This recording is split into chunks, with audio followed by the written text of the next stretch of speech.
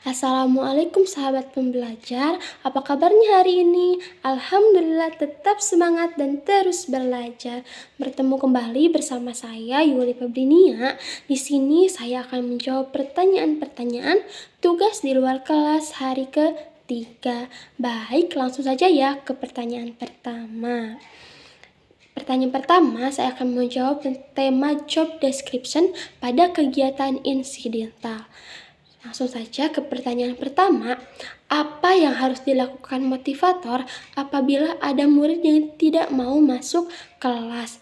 Ketika ada murid yang tidak mau masuk kelas, kita tidak boleh memaksanya, tetapi berikan motivasi, perhatian lebih kepada anak, ajak anak untuk melakukan kegiatan yang ia sukai atau beritahukan ada hal yang menarik di dalam kelas. Misal, anak ini suka mendengarkan cerita.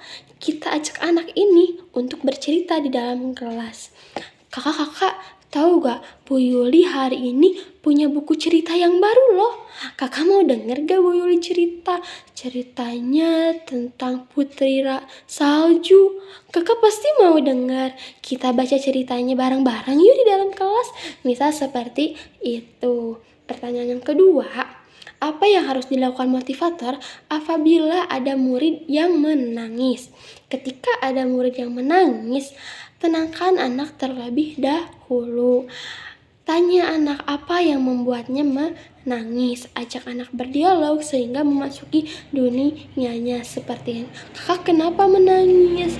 Kan anak rajinnya Bu Yuli gak boleh menangis. Coba anak rajinnya Bu Yuli mana senyumnya?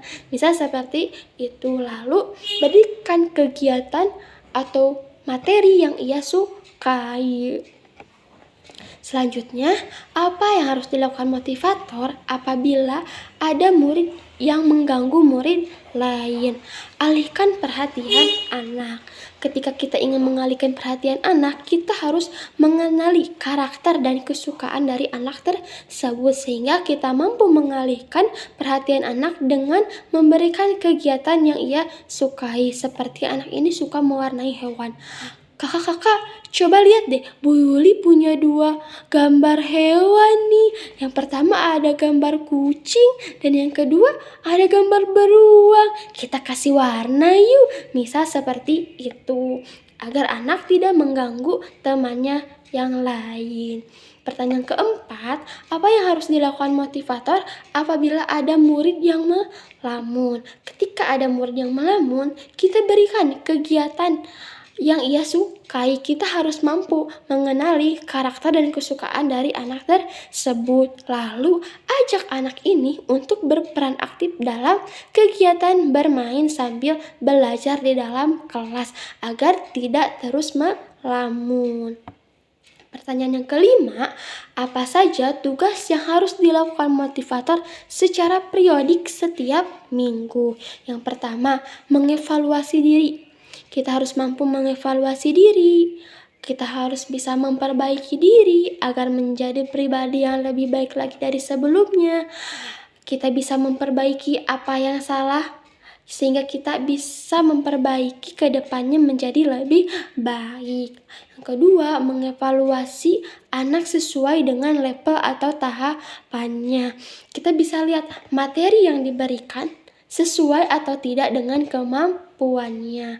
Yang ketiga, melakukan laporan mengenai permasalahan yang terjadi dalam proses belajar atau kendala dalam proses belajar. Yang keenam, apa saja tugas rutin yang harus selalu dilakukan oleh motivator setiap hari? Tentunya motivator harus mampu menciptakan suasana kelas yang sepenuhnya menyenangkan bagi anak setiap saat. Motivator harus mampu memberikan rasa nyaman, senang kepada anak agar anak mau belajar dan mau mengikuti kegiatan bermain sambil belajar di dalam kelas. Selalu siapkan modul yang akan diberikan kepada anak. Kemudian kita sebagai motivator harus selalu ceria, riang dan gembira sehingga anak ikut semangat dalam mengikuti kegiatan bermain ini. Dan tentunya selalu memvariasikan ketiga aspek. Agar apa? Agar anak tidak cepat merasa bosan dan anak semangat dalam kegiatan bermain sambil belajar. Yang ke-7, bagaimana cara agar motivator mengetahui karakter dan kesukaan anak, yaitu dengan melakukan pendekatan secara individual sistem.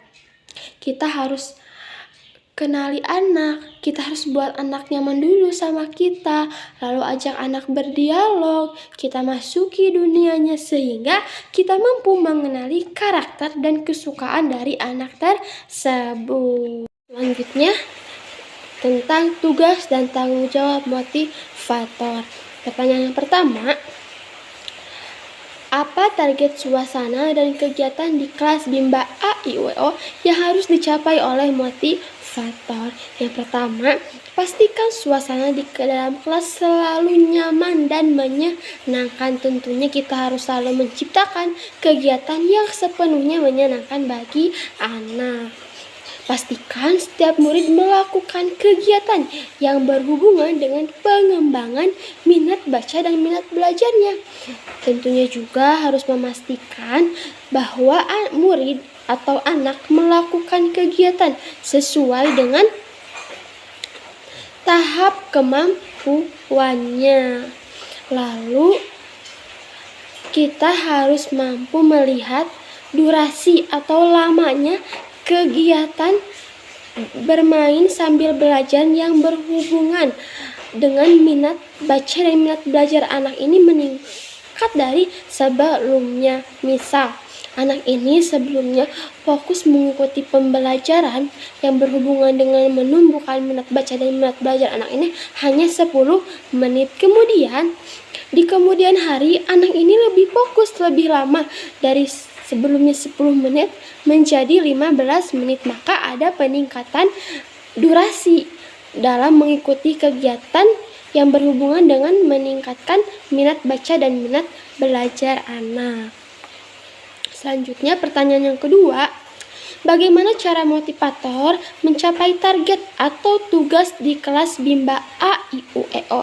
Tentunya motivator harus mampu menciptakan suasana yang sepenuhnya menyenangkan bagi anak, mampu mengendalikan diri, mampu memberikan rasa nyaman, senang kepada anak, dan menerapkan konsep dasar variation skill, yaitu dengan memvariasikan 3 aspek belajar. Kenapa harus menerapkan 3 aspek belajar ini, memvariasikan 3 aspek belajar ini?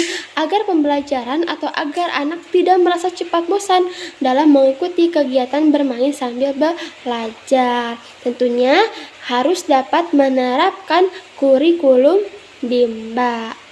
Selanjutnya, pertanyaan yang ketiga, apa tanggung jawab utama motivator Bimba? Tanggung jawab utama motivator Bimba yaitu mampu atau harus menciptakan suasana pembelajaran yang sepenuhnya menyenangkan. Lalu motivator juga harus mampu membimbakan anak, yaitu membimbing, mengarahkan, dan memotivasi anak agar anak mau belajar atau agar anak tumbuh karakter minat baca dan minat belajarnya secara intrinsik, yaitu dari dalam dirinya sendiri tanpa adanya paksaan dari orang lain. Selanjutnya, pertanyaan yang ketiga, apa yang harus dilakukan motivator untuk menjadikan suasana di kelas aman? Tentunya pastikan tidak ada senjata tajam yang berserakan di dalam kelas. Misal seperti gunting, penggaris besi, pensil yang tajam. Pastikan semuanya tidak berserakan di mana-mana yang dapat membahayakan anak. Yang kedua, tidak ada binatang atau serangga di dalam ruangan yang mengganggu kenyamanan anak. Yang ketiga, tidak ada tumpahan air yang membuat teras licin sehingga tidak membahayakan anak. Tentunya meyakinkan anak akan terlindung dari kekerasan ancaman seperti ancaman fisik ataupun ancaman psikis. Ancaman atau kekerasan fisik itu seperti apa? Seperti dipukul dan dicubit. Sedangkan kekerasan psikis yaitu seperti dimarahin atau diomelin, baik itu oleh motivator maupun oleh teman-temannya. Pertanyaan yang keempat, apa yang harus dilakukan motivator untuk menjadi suasana di kelas nyaman? Tentunya kita harus memastikan sirkulasi udara di dalam kelas itu baik. Tentunya tidak membuat anak gerah, tidak membuat anak panas, dan tidak membuat anak terlalu merasa dingin. Dan juga motivator harus selalu mengasihi dan menyayangi murid. Lakukan pendekatan secara fisik dan emosi kepada anak. Pertanyaan yang kelima, apa saja yang harus dilakukan motivator dalam mengasihi dan menyayangi murid? Mengasihi itu seperti apa? Mengasihi murid seperti selalu tersenyum dan selalu menyapa anak bila bertemu.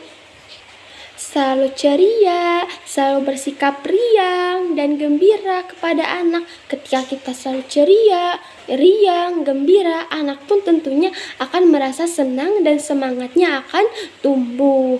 Lalu belajar sesuai dengan kemampuan dan kemauan masing-masing anak. Dan yang terakhir, berpenampilan rapi. Pertanyaan yang keenam, apa yang harus dilakukan motivator untuk menjadikan kegiatan bermain sambil belajar menyenangkan? Kita harus mampu menjadikan murid ceria, senang di dalam kelas, dan tentunya anak berperan aktif dalam mengikuti kegiatan bermain sambil belajar. Pertanyaan yang ke-7, apa yang harus dilakukan motivator untuk memastikan anak melakukan kegiatan yang berhubungan dengan minat belajar? Kita bisa lihat dari afeksi anak, yaitu dari sikap dan ekspresi yang ditujukan oleh anak. Ketika anak sudah tumbuh minatnya, maka anak akan memberikan ekspresi atau sikap yang bersemangat, antusias, senang, ceria mengikuti kegiatan bermain sambil belajar ini.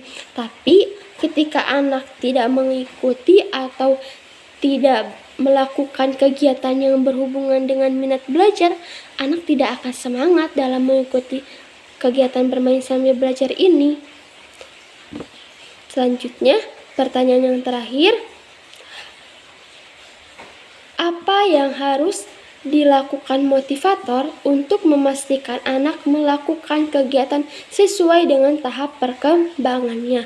Yaitu dengan menerapkan metode small step system secara bertahap dan metode individual system, yaitu pendekatan sesuai dengan kesukaan dan karakter masing-masing anak. Dengan memahami metode atau kurikulum Bimba, sehingga kita dapat memberikan materi atau modul sesuai dengan kemampuan masing-masing anak.